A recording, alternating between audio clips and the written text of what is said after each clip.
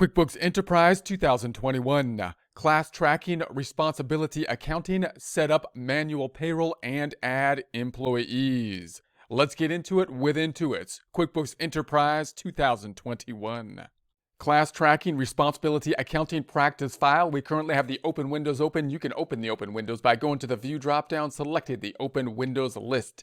We're going to be turning on the Manual Payroll. If the manual or any other payroll is on, you'll see more icons basically down at the bottom and an arrow going through them.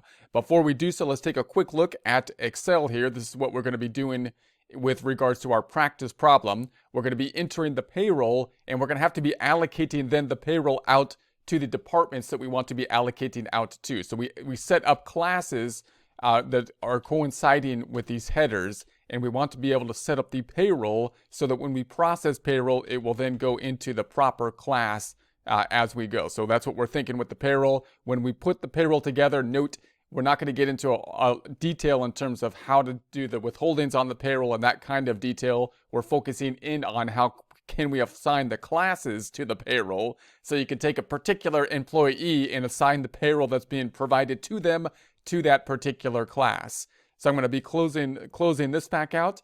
Let's go ahead and set up the payroll. So to set it up, we're going to go into the Edit dropdown. We're going to go into the Preferences, and then we want to go down to the Payroll and Employees on the left side. And then we go to the Company Preferences up on the right side. Now, if you're in 2021 or later, then you will have this full payroll and then the manual payroll option down below. Remember that the payroll option is typically something that's added on, and therefore they're going to want you to basically like add the payroll or include the payroll as part of the purchasing process.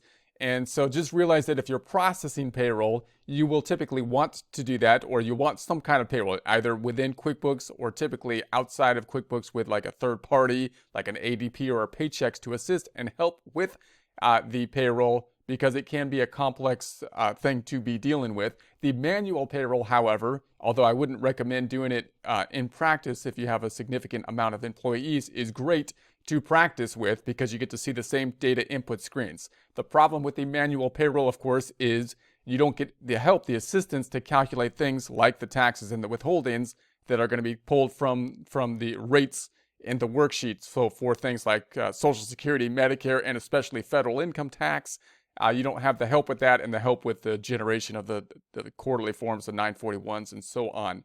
However, to just process the payroll and work through practice problem here and assigning the classes, perfect tool. So we're going to go ahead and turn that on, and I'm not going to learn anymore. I'm just going to turn it on, activate, and OK. So there we have that. Now we see down here, it has now populated down below. So I'm going to say OK.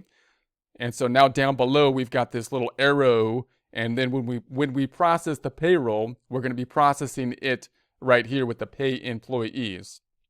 So now that we have that set up, we can think about, well, how are we going to assign classes to these, or how are we going to assign these two classes? In other words, if I see the lists drop down, we set up our class lists here, and these are the classes that we have. I'd like to have my employees, once I pay them, to be allocated not only to the proper expense account, but also be allocated to the proper class account. How can we do that? Well, one way we could do it is assign each of the employees a class. So to do that, and this is something that you would typically need the enterprise version, it wouldn't typically be available in Pro, is you can have the default setting to apply to vendors and names. So to see that, we're going to go to the Edit dropdown, Preferences, and now we want to go to the Accounting up top, Accounting on the left, Company Preferences, and then we would like to assign classes to. So we're going to check that one on, Assign Classes to, and you have the options of either the account, the item, or the name. We're going to choose names. Names would include things like vendors, customers, and in our case, right now, employees. So we're going to go ahead and save that by saying OK. And then let's set up our employees. We're going to go to the Reports dropdown. Employees dropdown. Let's go into the Employee Center. And then we'll set up our employees. I'm just going to put the basic information in place for the employees so that we can process the payroll. The main thing we're concentrating in here is the classes. I'm not going to get into detail on the payroll taxes and whatnot. I just want to be able to process the payroll. so that we can apply the payroll taxes to it and see how then you can assign them to the payroll tax line item or to the proper department line item using classes. So now we're going to add 4 employees, and our goal is to be able to assign these employees to our 4 classes that we're going to have set up, or our centers that we're going to be setting up. So we're going to then say I want to have a new employee, so new employee, and I'm going to say the first name for the first one is going to be Jody Hill, and social security number I'm just going to say 7s, and gender, and I don't think we might need the marital status. I'm going to keep that here for now. I'm going to go to the address, and we may not even need the address to process it. We of course would need the address to process the W-2 and whatnot, but I just want to process or run the payroll to test the class tracking. So I'm not going to put anything there at this point. Additional information, none. We're going to go to the payroll information, and here's where the class is. So there's our class item. So I'm going to select the class dropdown. I'm going to assign this first one to the sales D1. Sales D1, the payroll schedule, we'll keep it there, bi-weekly. So that looks good. I'm going to say this is, let's put in hourly, and set up the hourly wages. I'm going to say, okay, regular pay, hourly, payroll expense. That looks good.